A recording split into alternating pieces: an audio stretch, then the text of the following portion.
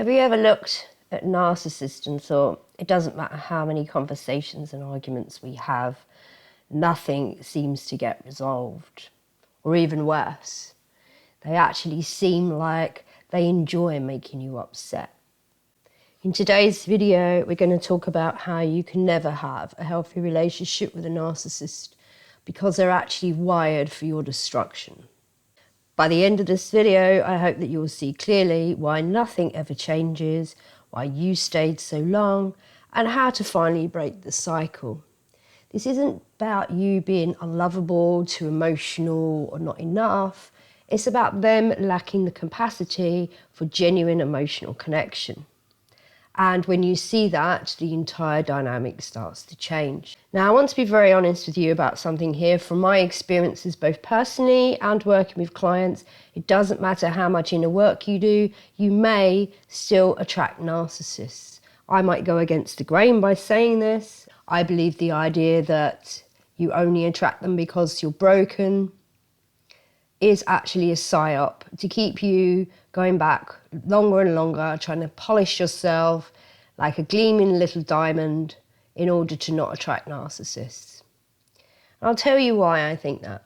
Because your empathy, your warmth, your intelligence, your openness, these qualities are going to attract toxic people because they need to feed off your energy to compensate for the fact that they don't have their own. And let's be real, the world is full of narcissists, and many of the systems that we live in are run by them. They rise in positions of power because they crave control, dominance, admiration, and influence. So, simply existing as an emotional, intelligent person means that you will cross paths with a narcissist.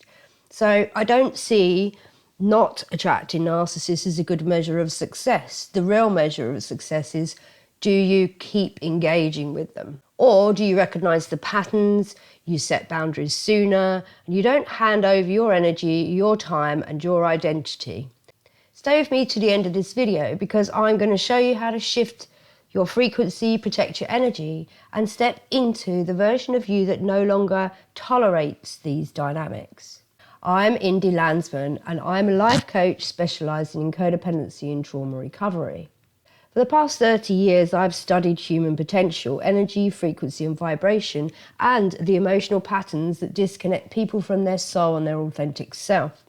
After surviving multiple narcissistic relationships and watching my whole world collapse, I had to rebuild myself from the ground up while still under narcissistic attack.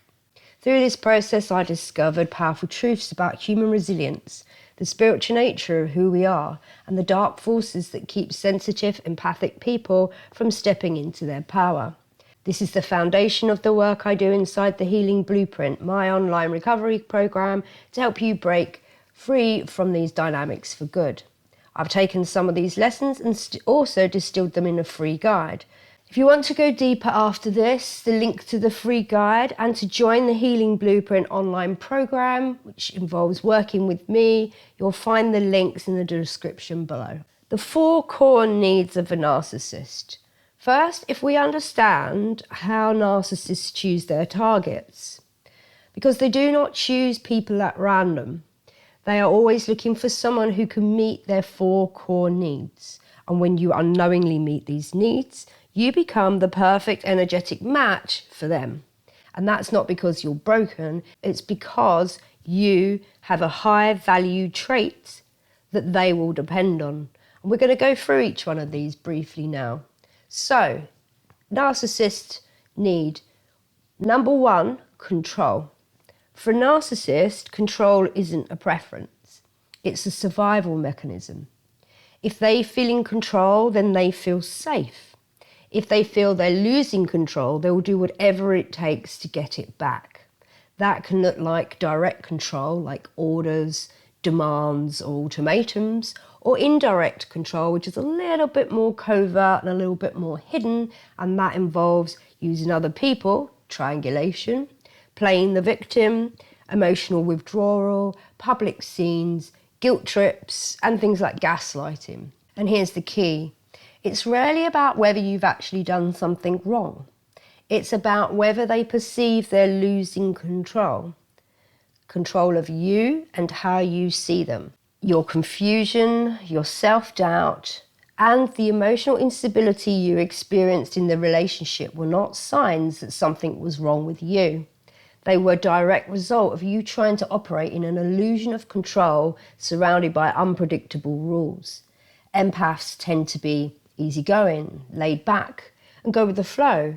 We see this as a way to get along with people, keeping the peace, avoiding unnecessary conflict, and creating harmony. But to a narcissist, that flexibility doesn't read as kindness or emotional intelligence. They don't think, oh, how lovely they're being accommodating and they're so considerate. No, they think, great, I can control this one. Your willingness to compromise, to be understanding, to let things slide for an easier life is interpreted as malleability, evidence that they can shape your thinking and your reactions and your behaviour. The very trait you develop to maintain connection and harmony becomes, in their eyes, permission to dominate and control you. So that's need number 1, control. What's need number 2? That's fuel. Fuel is probably the one most people know about the most, because fuel is the emotional energy that narcissists extract from others to maintain their fragile self-image and sense of control. Fuel can be positive. It could be you giving them admiration or praise. You may give them attention, gratitude, maybe even sexual energy. These are examples of positive fuel. But also there's negative fuel. That is your tears, your anger, your defensiveness, your panic, your rage, your fear. So here's the part that really shocks people and they don't really get. Both positive and negative fuel work equally well for the narcissist.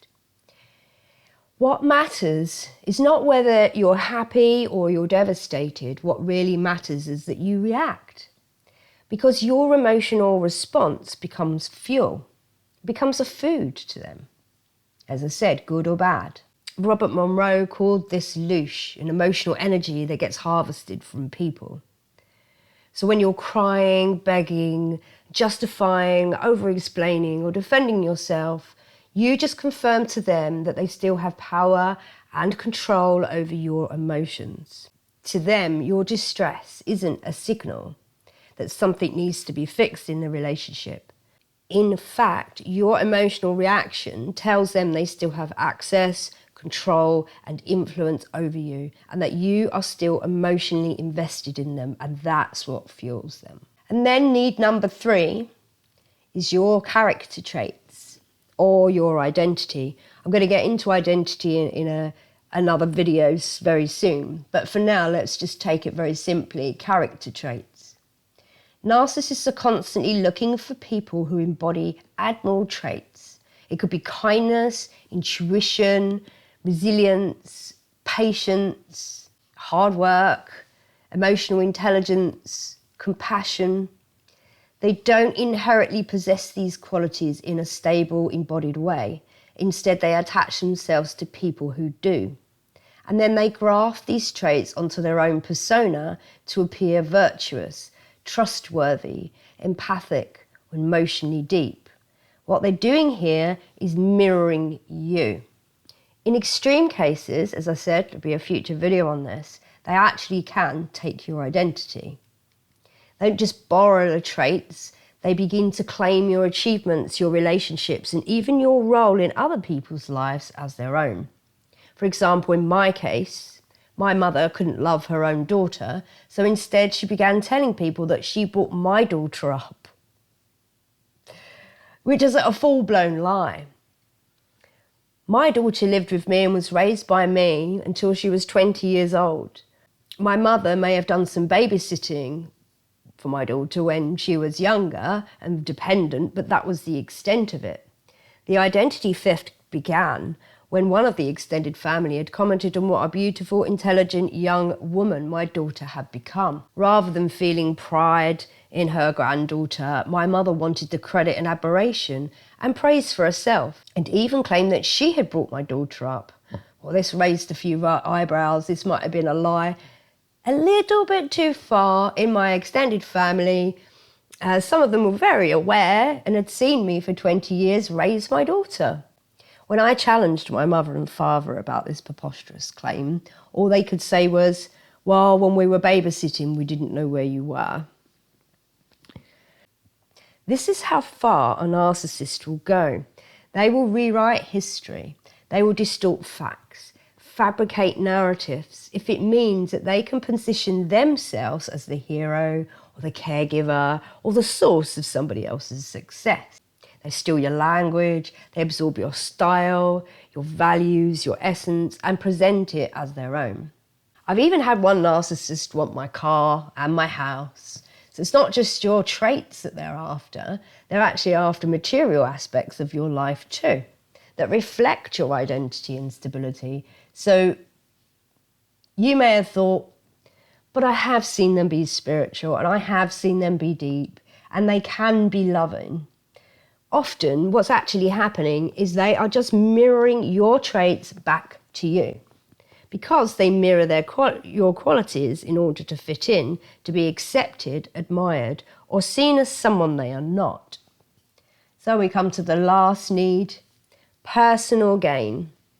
This is a tangible, practical kind of layer. Personal gains would be things like your money, your housing, your status, your image, your social influence, even your children, professional skills, day-to-day help, or contacts or networks.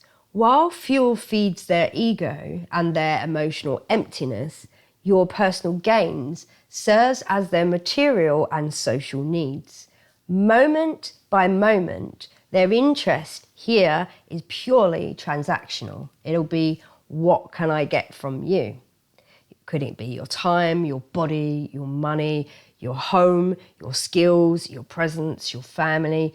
All of these become resources in their reality for a future take. So when you understand these 4 core needs, control, fuel, character traits and personal gains, something shifts. You realise that they were not drawn to your weakness. They were drawn to your energy, your essence, and your frequency. They targeted you because you care deeply, you're emotionally intelligent, you're loyal, you're resilient, and you see the best in people. And you hold a high standard for love, even if you never consistently got love. Because you have a lot of empathy and you compensate for their missing personality, you end up playing roles in both sides of the relationship. You end up feeling for you and you feel for them. That imbalance is what slowly erodes your sense of self. If this video resonated with you, please like, share and subscribe. It really helps to get the message out to reach more people who need it. You can download the free guide. The link is in the description below. But there's also a link there for my online codependency healing recovery program called the Healing Blueprint. This is not a program where I just tell you more about how crap a narcissist is. If that's the kind of information that you wish to seek, please just stay on YouTube. But if you want to heal unwanted patterns that these people have caused, get your confidence back, find your identity, regulate your nervous system so you can actually feel calm and happy for the first time, and you don't mind putting in the work, which is a little bit of yoga and a little bit of breath work and a few things during the week to try and just keep your nervous system regulated. If you're not scared of the idea of putting some action in and you want to take the next step, then please do click the link below for the Healing Blueprint online codependency recovery course. You'll be taken from that link to an application form. It's just a short questionnaire where I'll ask you a few questions just to see if we are the right fit for each other. And if we are, I'll welcome you on to the course where within a few months, very possible if you put the work in, a total transformation can happen and you can start living the life that you are meant to be living and not just balancing somebody else's imbalanced personality. So if this video resonates with you, please remember to like, share and subscribe, and I'll see you in the next video. Ilakesh.